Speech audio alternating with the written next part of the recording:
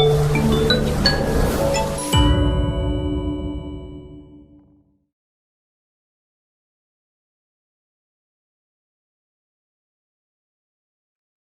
galera, tudo bem com vocês? Professor Cláudio, professor de Química. Estou aqui mais uma vez com vocês, galera, e para dar continuidade aí às funções inorgânicas. Bem, já vimos isso aí na aula 1 sobre as funções inorgânicas, sobre os ácidos.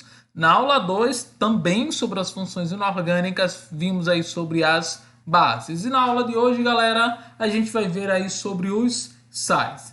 Esse assunto encontra-se lá no capítulo 6, da página 32 até a página 38.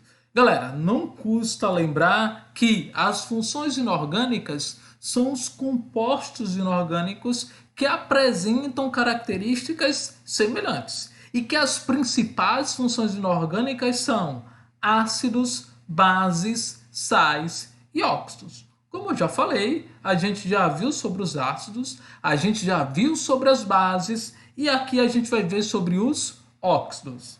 Desculpa, sobre os sais. Agora sim, sobre os sais. Sobre os óxidos a gente vai ver na próxima aula posterior a essa aula. Bem, mas quando é que as substâncias são classificadas como sais? As substâncias são classificadas como sais, galera, quando em solução aquosa, e aí lembra, a gente viu isso lá na aula 1 e na aula 2 sobre as funções inorgânicas, que quando eu falo solução aquosa, é quando essa substância está dissolvida em água, certo?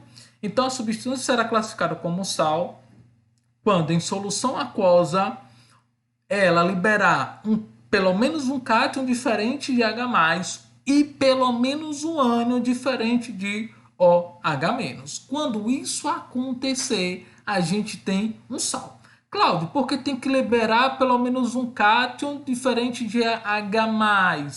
Galera, tem que liberar um cátion diferente de H+, porque quando a gente viu lá nos ácidos, vimos que quando libera somente um cátion, e esse cátion, íon H+, é um ácido, certo?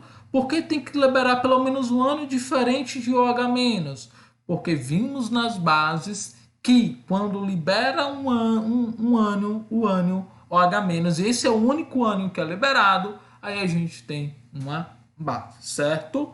Bem, então sal está aqui uma representação genérica, certo? Então tem aqui um cátion, a gente vai ter o cátion e a gente vai ter um ânion. Olha, esse Y e esse X, galera, está relacionado com o seguinte: esse Y está relacionado com a carga do ânion e esse X está relacionado com a carga do cátion. Tranquilo? A gente vai ter sempre primeiro o cátion e depois o ânion, ou os ânions que a gente vai ter. Tranquilo? Então tem aqui o meu sal, uma representação genérica aqui, em água, libera pelo menos um cátion diferente de H+, e pelo menos um ânion diferente de OH-. Uma representação aqui na prática, então o NaCl, que é o sal de cozinha, quando em água, olha o cátion que é liberado, esse cátion é diferente de H+. E olha o ânion que é liberado, esse ânion é diferente de OH-. Sendo assim, essa substância NaCl é classificada como um sal, ok? Bem, os sais, galera, eles podem ser obtidos a partir da reação entre o ácido e uma base. Essa reação entre ácido e base é uma reação de neutralização, certo? Então, os sais eles podem ser obtidos a partir da reação entre um ácido e uma base. E essa reação é uma reação de neutralização. Essa neutralização, galera, pode ser total ou pode ser parcial. Cláudio, quando é que a reação vai ser total? Quando a quantidade de íons H+ presente no ácido foi igual à quantidade de íons OH- presente na base. Toda vez que isso acontecer, a gente tem uma neutralização total. É o que a gente tem aqui. Então tem o meu ácido. Nesse ácido, olha, só tem um hidrogênio. Então vou obter somente um íon H+.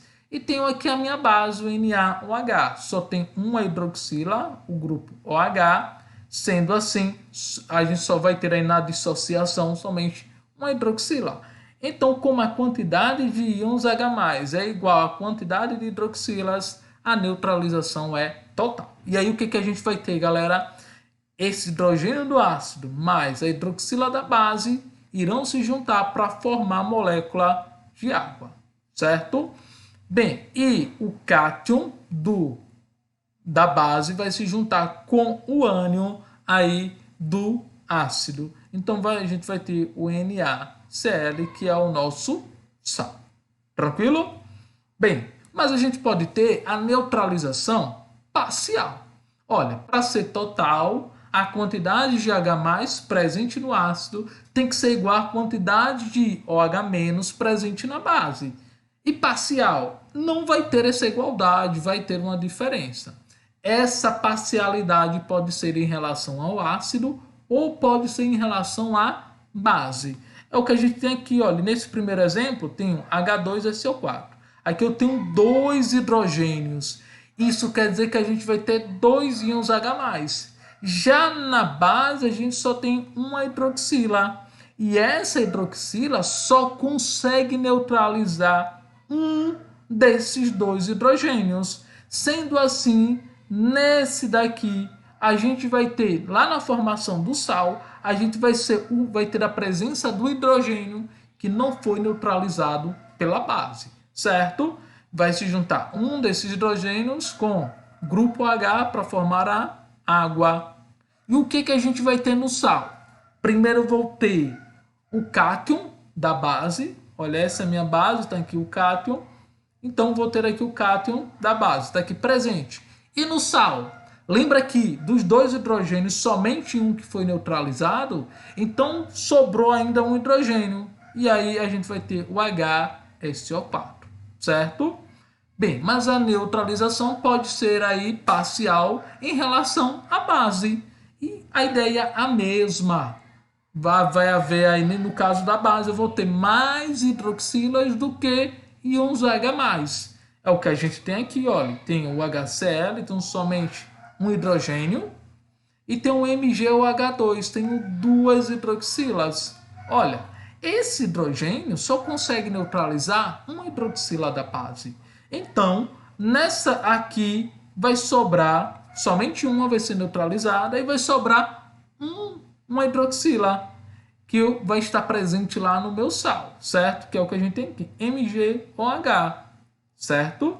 Bem, e aí o que a gente vai ter depois? Vou ter o ânion aqui do meu ácido, no caso aqui o Cl.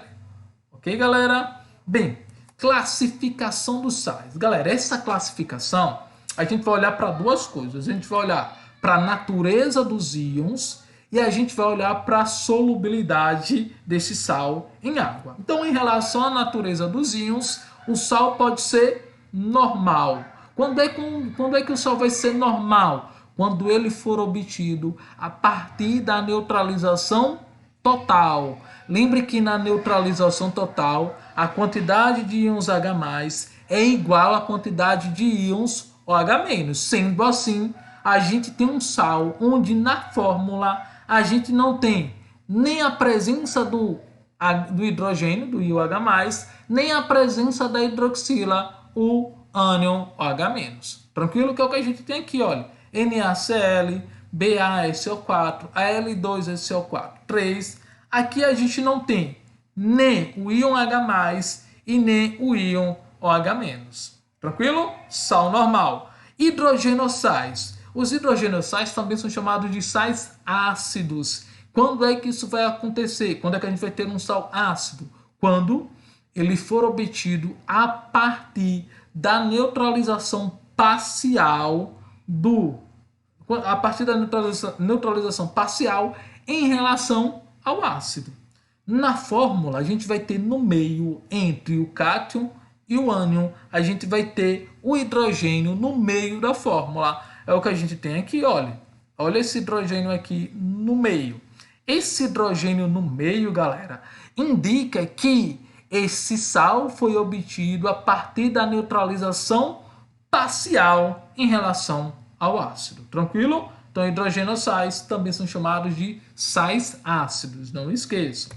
Uma outra classificação, hidroxais ou sais básicos. Olha, no sal ácido tem que ter o hidrogênio no meio da fórmula. E no sal básico? No sal básico é o que a gente vai ter? A hidroxila no meio da fórmula.